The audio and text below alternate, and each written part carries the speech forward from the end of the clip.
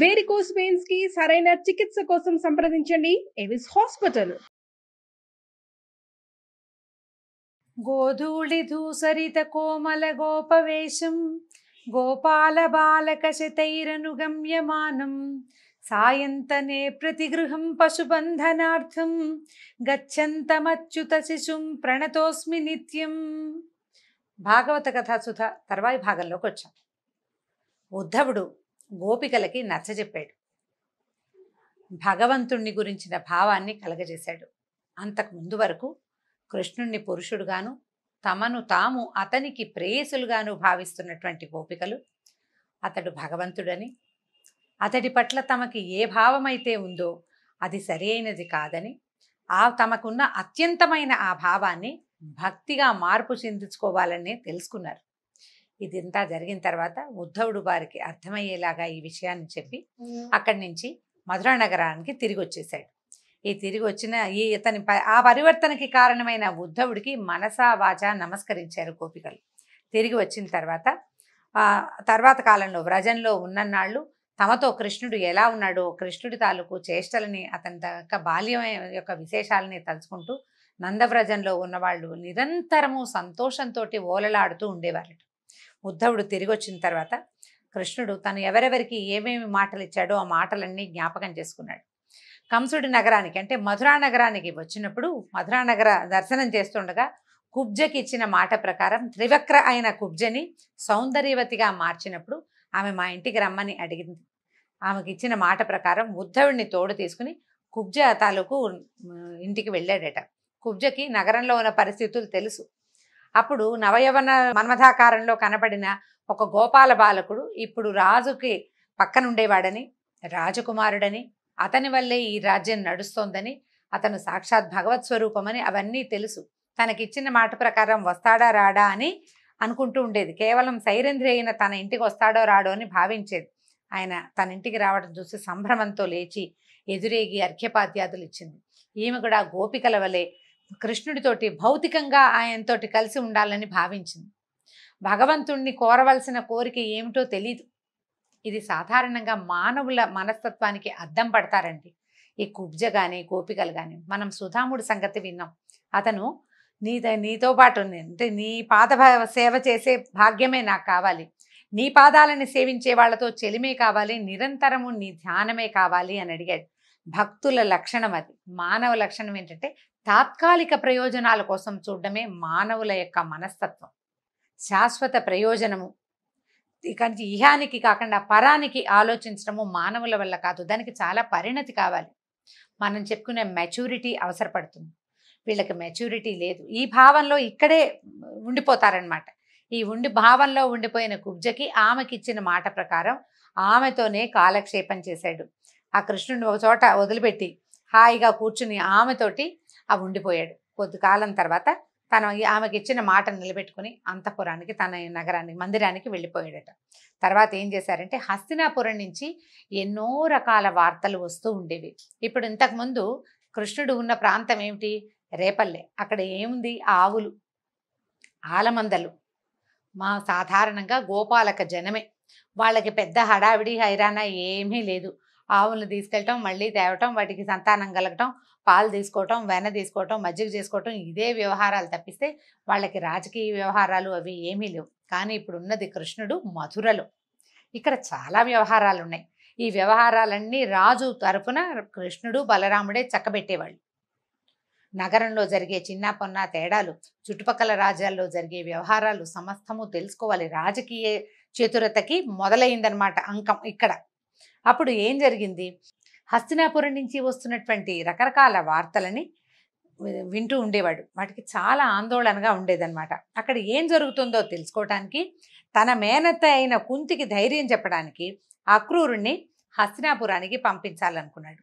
కుంతీదేవి శ్రీకృష్ణుడికి స్వయానా మేనత్త అని మనం మొదటి భాగంలోనే చెప్పుకున్నాం కదా. అయితే ఇప్పుడు ఆవిడకి ధైర్యం చెప్పడం కోసం అక్రూరుణ్ణి పంపాలి. అందుకని ఏం చేశాడు? బలరాముడిని ఉద్ధవుణ్ణి వెంట పెట్టుకుని అక్రూరుడి దగ్గరికి వెళ్ళాడట. చూసి అక్రూరుడు చాలా సంతోషించాడు.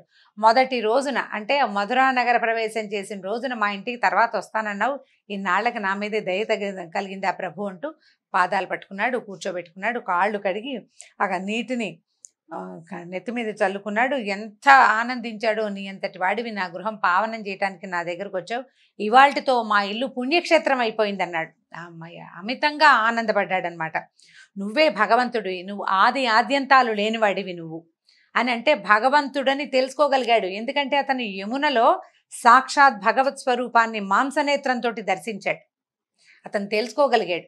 దాంతో చాలా బాగా ఆయన్ని భగవంతుడిని ప్రార్థించాడు. అప్పుడు కృష్ణుడు చిరునవ్వుతో తాను వచ్చిన పని చెప్పాడు. కృష్ణుడు ఏం చెప్పినా అక్రూరుడు చేస్తాడండి. కానీ పని మనదైనప్పుడు ఒక విధానంగా ఎలా మాట్లాడాలో కృష్ణుడు తెలియచేస్తాడు మనకి. ఏం చెప్పాడంటే, అక్రూరా, నువ్వు మాకు పినతండ్రివి, గురువువి అంటే పెద్దవాడివి, ఇక్కడికి వచ్చి ఏం చేయాలో నువ్వే కదా మాకు చెప్పేవు. తర్వాత బంధువులలో శ్రేష్ఠుడివి, మేము నీకు బిడ్డలం. నీలాంటి పూజ్యుడు, చాలా సేవింపదగిన వ్యక్తుల్లో నువ్వు ఒకడివి. నువ్వు చాలా పూజ్యుడివి. ఏ దేవతలైనా పూజిస్తే అనుగ్రహిస్తారు, కానీ నీలాంటి పుణ్యపురుషులు పూజించకపోయినా సరే అనుగ్రహిస్తారు. లోకం పట్ల మీ అనుగ్రహం ఎప్పుడూ ఉంటుంది. కాబట్టి నువ్వేం చేయాలి, నాకు ఒక చిన్న పని చేసి పెట్టమన్నాడు. నువ్వు సాధు పురుషుడివి, ఎంతో సాధువి, నిన్ను దర్శిస్తేనే పాపాలు పటాపంచలైపోతాయి. పాండురాజు చనిపోయాడు. మా మేనత్త కుంతీదేవి చిన్నపిల్లలైన కుమారులతోటి హస్తినాపురం చేరింది. ధృతరాష్ట్రుడు పిల్లల్ని రక్షిస్తాడని భావించింది, కానీ అతడు తన కొడుక్కి లొంగిపోయాడు, పుత్రప్రేమకి లొంగిపోయాడు. పాండవుల పట్ల ప్రేమ జాలి కూడా లేకుండా ప్రవర్తిస్తున్నారని తెలుసుకున్నాం, అలా వింటున్నాం. కాబట్టి నువ్వు హస్తినాపురానికి వెళ్ళు, అక్కడ పరిస్థితి ఏంటో తెలుసుకో. కుంతీదేవి పాండవులు సుఖంగా ఉండేందుకు ప్రయత్నం చేయి. ధృతరాష్ట్రుడు నిజంగానే మనం వింటున్నట్టుగా, అంటే మనం ఏవో రకరకాలు వింటాము, ఆ నోట ఈ నోట చేరేసరికి వార్తలు పెద్దవైపోతాయి, అది నిజమో కాదో తెలుసుకో అని చెప్పాడు. తర్వాత అక్రూరుడు హస్తినికి వెళ్ళడానికి ఏర్పాట్లు చేసుకున్నాడు, వెళ్ళాడు. ఒక రాజ్యానికి వెళ్ళినప్పుడు పద్ధతి ప్రకారం చేయవలసినట్టుగానే ముందు భీష్ముడిని, మహారాజు ధృతరాష్ట్రుడిని, పెద్దవాళ్ళని దర్శించాడనమాట. ఆ తర్వాత విదురుడు, కృపాచార్యుడు, ద్రోణుడు, కర్ణుడు అందరినీ ప్రాధాన్య క్రమంలో, కర్ణుడు అప్పుడు ఉన్నాడో లేడో మరి, ప్రాధాన్య క్రమంలో అంటే ఆ ప్రోటోకాల్ ప్రకారము పెద్ద నుంచి చిన్నదాకా అందరినీ దర్శించాడు. తర్వాత విదురుడితోటి కలిసి వెళ్ళి కుంతీదేవిని పాండవుల్ని కలిశాడు. కలిసిన తర్వాత కుంతీదేవి అక్రూరుడు అన్నయ్య చెల్లెళ్ళ వరస, వాళ్ళ కజిన్ కదా, దాంతో ఆయన చూసేసరికల్లా ఈవిడ దుఃఖం వచ్చింది. తన చిన్నప్పుడు తన పుట్టిల్లు, తన అన్నదమ్ములు, అక్క చెల్లెళ్ళు, తమ చిన్నప్పటి బాల్యం ఎంత సంతోషంగా గడిచిందో జ్ఞాపకం వచ్చి ఆవిడ దుఃఖపడింది కాస్త. మా వాళ్ళంతా బాగున్నారా, భోజుడు అందకుడు అందరూ కులసాగా ఉన్నారా, వసుదేవుడు వాళ్ళు బాగున్నారా అని అందరిని గురించి అడిగింది అనమాట. కృష్ణుడు నా పిల్లల గురించి తెలుసుకుంటున్నాడా, నా బిడ్డల్ని తలుచుకుంటున్నాడా కృష్ణుడు అని అడిగింది. అడిగి, నేను పట్టమహేషిని, ఒకనాడు భర్తను పోగొట్టుకుని ఇలా అయిపోయాను, నా పిల్లలేమో సంతానం ఎలా ఉంది, తోడేళ్ల మధ్య చిక్కుకున్నట్టుగా లేళ్లలాగా బతకాల్సి వస్తుంది, ఇక్కడ చాలా ప్రమాదాలు ఉన్నాయి, ఆ కృష్ణుడు వచ్చి నన్ను కాపాడతాడా అని నేను ఎదురు చూస్తున్నాను, ఏదైనా మార్గం ఉంటే చెప్పమని అడిగింది. అడిగేసరికల్లా ఆయన ఏం చెప్పాడు, ఓదార్చారన్నమాట విదురుడు, అక్రూరుడు. కుంతీదేవి, నువ్వు బాధపడకు, నీ పిల్లలు కుమారులు దైవాంశ సంభూతులు, వాళ్ళకి ఎవ్వరూ హాని చేయలేరు, అజేయులు, వాళ్ళు మహావీరులు అవుతారని ఆమెకి ధైర్యం చెప్పారు. అప్పుడు పాండవుల స్థితి, దుర్యోధనుడి మనస్తత్వము, ఆ దుర్మార్గము అర్థం చేసుకోవడానికి అక్రూరుడు కొన్ని నెలల పాటు హస్తినాపురంలోనే ఉండిపోయాడట. అన్నీ తెలుసుకున్నాడు. అన్నీ తెలుసుకుని చివరికి వచ్చేసే ముందు ధృతరాష్ట్రుడిని కలిశాడట. ఏమని దండం పెట్టాడు, నీకు నమస్కారము, నువ్వు మీ తమ్ముడు మరణించిన తర్వాత ఈ రాజ్యం నీకు వచ్చింది, వాస్తవానికి నీకు అధికారం లేదు, నువ్వు రాజవ్వాల్సింది, నీకు కళ్ళు లేవు కాబట్టి మీ తమ్ముడికి రాజ్యం ఇచ్చారు, అతను సామ్రాట్, అతను లేడు కాబట్టి నువ్వు ఇప్పుడు కూర్చున్నావు అని గుర్తు చేస్తున్నాడు అనమాట. లెక్క ప్రకారం పాండురాజు యొక్క కుమారుడు యుధిష్ఠిరుడు నీ పిల్లల కంటే కూడా పెద్దవాడు కాబట్టి న్యాయం ప్రకారం రాజ్యం రావాల్సింది ధర్మరాజుకి, నువ్వు ఏదో లైన్ ప్రకారం, అక్కడ ఇంకో దారి లేదు కాబట్టి రాజు అయ్యావు, ధర్మ మార్గం అవలంబించాలి, అందరినీ సమదృష్టితో చూడాలి అని చెప్పి బోధించాడు. కృష్ణుడు ఏం చెప్పి పంపించాడో అది చెప్పడానికి ప్రయత్నం చేశాడనమాట. మనం వ్యక్తులు ధర్మ మార్గంలో ప్రవర్తించకపోతే ప్రజలు అసహించుకుంటారు, లోకంలో కీర్తి నశిస్తుంది, పైగా బ్రతికినంత కాలమే కాదు మరణానంతరం కూడా అపకీర్తి మన వెన్నంటి ఉంటుంది. ఎప్పటికీ ఒక దుష్టుడుగానే జ్ఞాపకం పెట్టుకుంటారు మనని. కాబట్టి సరిగ్గా ప్రవర్తించాలి, నీకు ఆ దుస్థితి రాకూడదంటే నీ కుమారులు పాండవులు సమానమేనన్న భావంతో నువ్వు ప్రవర్తించాలని చెప్పాడు. ఎందుకంటే లోకంలో ఏది శాశ్వతం కాదు. ఈ క్షణంలో శరీరం ఆత్మకి ఆశ్రయం అవుతుంది, తర్వాతి క్షణంలో ఈ శరీరం దేనికి ఆశ్రయం అవుతుందో ఎవరికీ తెలియదు. నీవు ఆత్మకు ఆశ్రయం ఇచ్చింది ఈ శరీరం, రేపొద్దున ఈ ఆత్మ ఇంకే శరీరాన్ని ఆశ్రయిస్తుందో తెలియదు, ఒక రోజులో మారిపోతుంది. శరీరమే శాశ్వతం కానప్పుడు శరీరం పోతుంది, ఆత్మ నిత్యము, అది ఎక్కడికి ఇక్కడికి తిరుగుతుంది. నిత్యము కాని శరీరము, దానివల్ల వచ్చిన భార్య పిల్లల కోసం మీద వ్యామోహంతో ఈ రకంగా దుష్ప్రవర్తన చేయకూడదు, ఈ అనుబంధాల కోసం పాపకూపంలోకి పడకూడదు, పుత్ర వ్యామోహంలో పడద్దు అని చెప్తున్నాడు. తర్వాత ప్రతివాడు తాను చేసిన పుణ్యఫలం వాడే అనుభవిస్తాడు, ఎవ్వరికీ పంచి ఇవ్వలేడు. అలాగే తాను చేసిన పాపకర్మ ఫలం కూడా తనే అనుభవిస్తాడు. పోనీ నేను పంచుతాను తీసుకుంటారు అంటే ఎవరైనా తీసుకుంటారు? మన పాపాన్ని ఎవ్వరూ తీసుకోరు, మన పాపాన్ని ఎవ్వడూ పంచుకోడు. మానవులు ఏం చేస్తారు, మేము చాలా తెలివిగలమని అనుకుని బోళ్ళంతా పోగు చేస్తారు డబ్బు. పిల్లలంతా సొమ్ములు తీసుకుంటారు కానీ గౌరవించరు.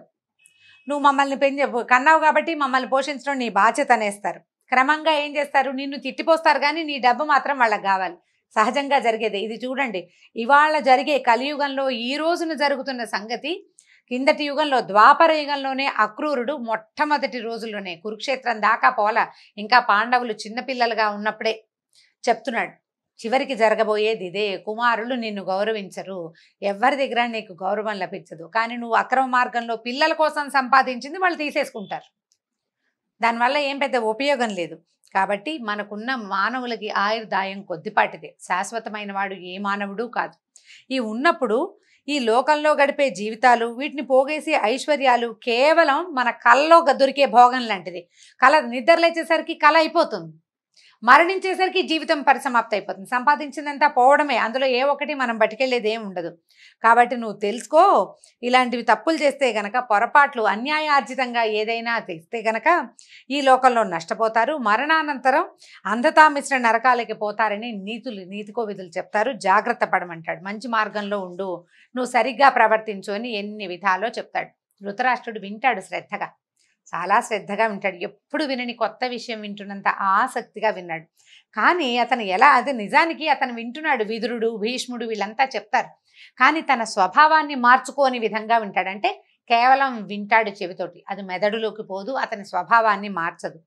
దూత ఎట్లా ప్రత్యేకమైన సమాధానం కూడా ఎట్లా చెప్పాడంటే, అయ్యా నువ్వు ఎంత బాగా చెప్పావు, అమృతం దేవతలకే పరిమితమైంది, మానవులకు దొరకదు, అది దొరికేది కాదు, కానీ అలాంటి అమృతతుల్యమైన మాటలు చెప్పావు, చాలా ఆనందంగా ఉంది. నేను ఇలాంటి మంచి మాటలు విన్నప్పుడల్లా నేను కూడా ఇలాగే ప్రవర్తించాలి వీళ్ళు చెప్పినట్టుగా అనుకుంటాను. కానీ పుత్ర వ్యామోహం నన్ను ఆక్రమించేస్తుంది, బలమైన బంధంలో చిక్కుకుని ఉన్నాను, నా మనసు అట్లా ఉంది. నీ మంచి మాటలు కాసేపు మబ్బుల మీద మేఘాల మీద కమ్మిన మెరుపు తీగల ఒక చమకమని వస్తుంది, ఒక్క క్షణం మెరుస్తుంది, తర్వాత మెరుపెట్లా పోతుందో నీ బోధ కూడా అలాగే పోతుంది. పుత్ర వ్యామోహమే నన్ను జయిస్తుంది. పైగా ఈయన చెప్తున్నాడు వేదాంతం అన్నమాట. పరమాత్మ జీవులను ఒకలా నిర్దేశి ఇలా బతకండి అని పుట్టిస్తాడు. మనం అదే కదా నుదుటి రాత అని చెప్పుకుంటుంటాం, దాన్ని దాటడం ఎవరి తరం? కాబట్టి భగవంతుడు నన్ను ఎలా జీవించమని నిర్దేశించాడో వ్యామోహంతో జీవించమనే నా జీవుడి యొక్క రాత. కాబట్టి దాన్ని మార్చే సామర్థ్యం నాకు లేదు అని చెప్పేశాడు. అంటే నేను నా పద్ధతి మార్చుకోను, నువ్వు కాదు భగవంతుడు వచ్చి చెప్పినా నా పద్ధతి ఇంతేనన్నాడు. దీని తర్వాత కాలంలో మహాభారతంలో మనకు కనిపిస్తుందండి, కృష్ణుడు వచ్చి బోధించినా కూడా పుత్ర వ్యామోహాన్ని మానుకోడు. కొడుకి యుద్ధం మానేసేయి, వాళ్ళ రాజ్యం వాళ్ళకి ఇవ్వు అని చెప్పలేకపోతాడు. ఆ పుత్ర వ్యామోహాన్ని దాటలేకపోతాడనమాట, అదే చెప్తూ ఉంటాడు. అయితే ఈయనంత స్పష్టంగా చెప్పేసిన తర్వాత అక్రూరుడు ఏం చేశాడు, మధురా నగరానికి వచ్చి బలరామకృష్ణులకి జరిగిందంతా చెప్పాడు. మనం ఇప్పటిదాకా శ్రీకృష్ణ లీలలు వింటున్నామండి. లీలల్లో అకస్మాత్తుగా మహాభారతం వచ్చి చేరింది. కృష్ణుడి లీలలు చిన్నతనపు చేష్టలు. చిన్నతనం దాటిన తర్వాత అతను రాజుకి సహాయకుడుగా ఉండే పరిస్థితి వచ్చేసింది, ఆయన అక్కడ దాకా వచ్చేసాడు. ఇప్పుడు రాజకీయ చతురతని కూడా చూపించే రోజు వచ్చింది. ఇక్కడి నుంచి మరో 2 భాగాల్లోనే మనం సమాప్తం చేయబోతున్నాము. భాగవతపు దశమ స్కంధంలో పూర్వభాగం అయిపోయింది. దీంతో అక్రూరుడు హస్తినాపురం నుంచి తిరిగి రావడంతో పూర్వభాగం అంటే మొదటి భాగం అయిపోయింది దశమ స్కంధంలో. ఉత్తర భాగంలోని కొంత భాగాన్నే మనం ఈ చివరి 2 రోజులు చెప్పుకుంటాం. అంతవరకు సెలవు. నమస్కారం.